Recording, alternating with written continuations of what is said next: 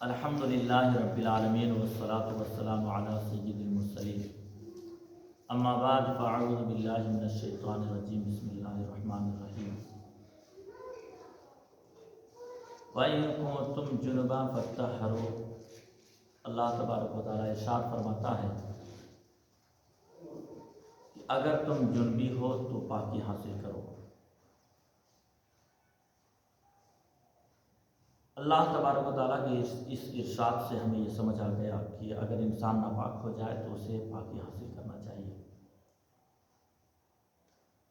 لیکن آج معاشرے میں اور سوسائٹی میں دیکھنے کے بعد ہمیں بہت عجیب خیالات آتے ہیں کہ انسان ناپاک تو ہو جاتے ہیں لیکن انہیں پاکی حاصل کرنے کا طریقہ بھی معلوم نہیں ہوتا۔ لوگوں کے اندر بہت عجیب سے طریقے رائج ہیں، لیکن صحیح طریقہ نامعلوم ہونے کی بنیاد پر صحیح ڈھنگ سے غسل نہیں کر پاتے۔ غسل ایک ایسی چیز ہے جس کی بنیاد پر ہمارے اعمال منحصر ہیں کہ بغیر غسل کے ہم نہ تو عبادت صحیح کر سکتے ہیں اور نہ ہی کوئی فرائض و واجبات اور نوافل ادا کر سکتے ہیں۔ لہذا ضروری ہوا کہ ہمیں غسل کے طریقے معلوم ہونے چاہیے اور خاص کر کے اس میں کون کون سی چیزیں ضروری ہے وہ جاننا چاہیے۔ سب سے اہم اور پوائنٹ یہ ہے کہ غسل میں کیا چیز فرض ہے وہ ہمیں جاننا بےحد ضروری ہے۔ سب سے پہلے ہم جانتے ہیں کہ غسل میں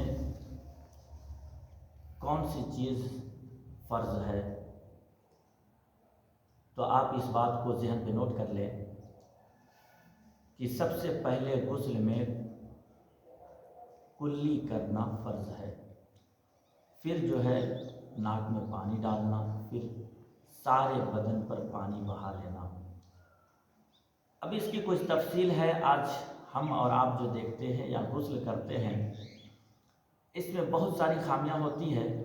وہ یہ کہ کلی تو کرتے ہیں لیکن کلی کیا کرتے ہیں، اس میں مزاق کرتے ہیں۔ ناک میں پانی تو ڈالتے ہیں لیکن ناک میں پانی ڈالنے کا طریقہ کچھ اور ہی ہوتا ہے اور صحیح ڈھنگ سے ادا نہیں کرتے، جس کی بنیاد پر غسل ہی نہیں ہوتا۔ اس کو یوں ہم کہہ سکتے ہیں کہ ہم نہاتے تو ہیں لیکن غسل نہیں کرتے ہیں۔ اب سارے بدن پر پانی بہانے کا حکم دیا گیا، لیکن غسل کرنے والوں سے پوچھئے تو وہ کہیں گے کہ ہم نے پانی تو ڈال دیا لیکن انہیں خود ہی معلوم نہیں ہوتا کہ پورے بدن پر پانی بہا یا نہیں بہا۔ تو ہم تفصیل تھوڑے کرتے ہیں۔ دیکھیے کلی کرنے کا مطلب کیا ہے کہ کلی ہم اس طور پر کریں کہ پورے منہ کے جتنے بھی جراثیم ہے اس میں، یعنی کہ جو چیزیں لگی ہو، جیسے کچھ کھائے پیے ہیں تو اس کو پورے طور پر صاف کریں۔ اس کے لیے بہتر کیا ہوگا کہ آپ ایک مسواک لے لیں اور مسواک لے کر کے پھر آپ اپنے دانتوں کو مانجیں۔ اب کلی کرنے میں یہ دیکھنا چاہیے کہ ہمارے جو منہ کے خلا ہے اس پر ہر طرف، ہر گوشے میں، ہر ٹکڑے میں پانی پہنچ جائے اور حلق کی جڑ تک پہنچے۔ ایسا نہیں کہ بس یوں ہی لیے منہ میں اور پانی کو جو ہے کلی کر دیے اور سمجھے کہ ہاں میں نے کلی کر لیا ہے۔ یہ طریقہ بالکل غلط ہے، اس سے آپ کا غسل نہیں ہو سکتا ہے۔ آپ کو غسل کرنے کے لیے پورے طور پر منہ کو صاف کرنا لازم ہے۔ اگر نہیں کیے، اگر فرض کریں کہ دانت کی کھڑکیاں جو ہے یا دانت میں کوئی چیز لگی ہو، آپ اس کو صاف نہیں کیے اور جو ہے آپ اس سے گزر گئے، کلی کر کے گزر گئے، تو پھر یاد رکھیے گا آپ کا غسل نہیں ہوگا۔ اور جب غسل نہیں ہوگا تو اگلے انجام، جو اگلی عبادات آپ کرنے کو جائیں گے وہ ادا نہیں ہو سکتی ہے۔ تو ایک بات اور یہاں پر یہ نوٹ کر لیں کہ میں جو کہہ رہا ہوں کہ یہاں پر دانتوں میں جو لگی ہو، ان چیزوں میں حرج نہ ہو۔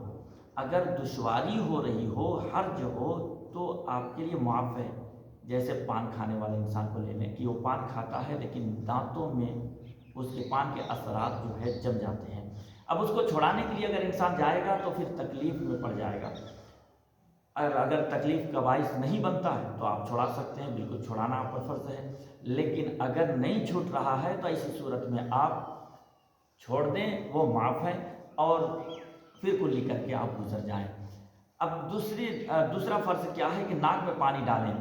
अब नाक में पानी डालने की सूरत हमारे मुआशरे में या लोग अवाम के नज़दीक क्या है कि वो नाक में किस तौर पर पानी डालते हैं, सिर्फ उंगली में लेते हैं और बस यूँ ही डाल दिए। अब उसको पता ही नहीं कि कहाँ तक गया नहीं गया।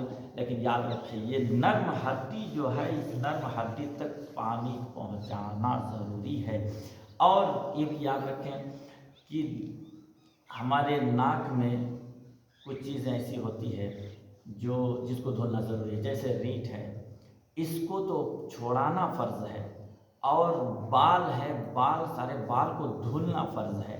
अगर आप नहीं धुलेंगे सही से, अगर पानी नहीं पहुंचाएंगे तो आप बताएं कि आपका गुस्ल कैसे फिर सही होगा। तो इसलिए बेहतर तरीका ये है कि आप पानी को सूंघ करके चढ़ाएं, और जैसे कि ये छोटी उंगली से नाक साफ करने को कहा गया है, तो आप उस उंगली से जो है दोनों सुराखों में खिलाल करने की तरह से उंगली को फेरें, तो फिर देखिए कि पानी पहुंच जाएगा। और तीसरा फ़र्ज़ क्या है कि पूरे बदन पर पानी बहाएं। अब पूरे बदन पर पानी बहाने से मुराद क्या है, उससे मतलब क्या है कि यूं ही हम सर में पानी डाल दिए और मेरा गुस्ल हो जाएगा, नहीं। उसका मतलब पूरा ये निकलता है कि हम पानी इस तौर पर डालें कि पूरे जिस्म का कोई भी एक हिस्सा या एक बाल के बराबर भी कहीं सूखा ना रह जाए। अब वो उसको उस तरह से पानी डालेंगे तब जा कर के हमारा गुस्ल होगा। अब उसके बगैर अगर हम चाहें कि बस में पानी डालें और चल दिए और सोचें कि हमारा तो गुस्ल हो गया, तो ये फिर बेवकूफ़ी वाली बात हो जाएगी।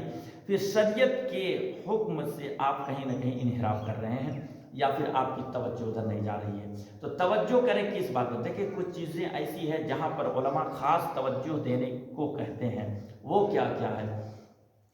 मसलन आप देखें कि हमारी ठोड़ी के नीचे जो जगह है, मसलन ये वाली जगह है, इस जगह पर पानी डालने ही से पहुंचेगा, वरना आप खड़े होकर के गुस्ल करें तो आप खुद देख लीजिए कि पानी नहीं पहुंचता है। तो आप पर ज़रूरी क्या हो गया कि आप यहाँ पर पानी पहुंचाएं। मसलन यहाँ पर उठा लें और पानी डालें। दूसरी जगह आप बगल के दोनों साइड में आप देखें कि हाथ दबा है, इधर भी हाथ दबा हुआ है, आप पानी डालेंगे, पानी तो क्रॉस कर जाएगा नीचे, लेकिन उस जगह पर जो बगल की जो जगह है वहाँ पर पानी पहुँचा नहीं। अब बताइए कैसे गुस्ल होगा? तो आपको यहाँ पर पानी पहुँचाना पड़ेगा। अब पानी पहुँचाने के लिए क्या करेंगे? आप थोड़ा सा उठा दें और उठा करके वहाँ धुलें, पानी डालें।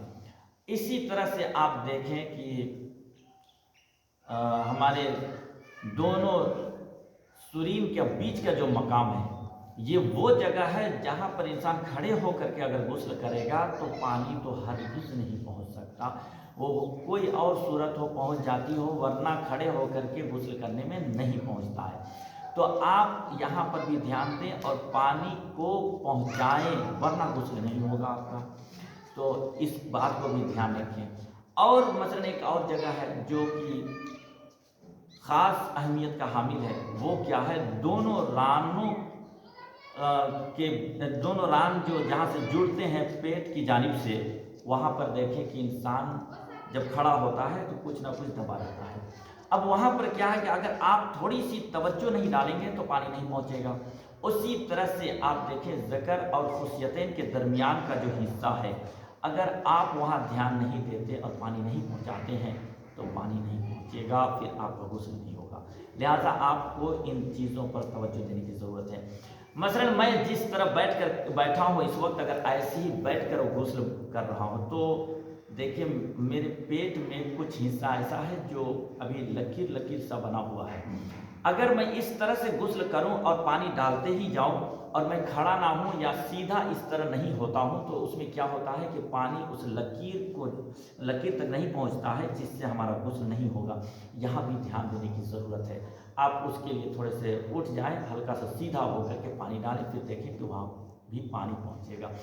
ٹھنڈی کے موسم میں خاص توجہ اس بات پر دینی چاہیے کہ جسم میں پانی ہر جگہ پر نہیں پہنچتا ہے، پانی ڈالتے ہیں لیکن پانی جو اوپر سے گزر جاتا ہے، تو ایسی حالت میں کیا کریں، ایسے وقت میں ہمیں کرنا یہ ہے کہ ہم تھوڑا سا رگڑ دیں گے، اور رگڑ کر کے جو ہے ہم غسل کو کامل کریں گے۔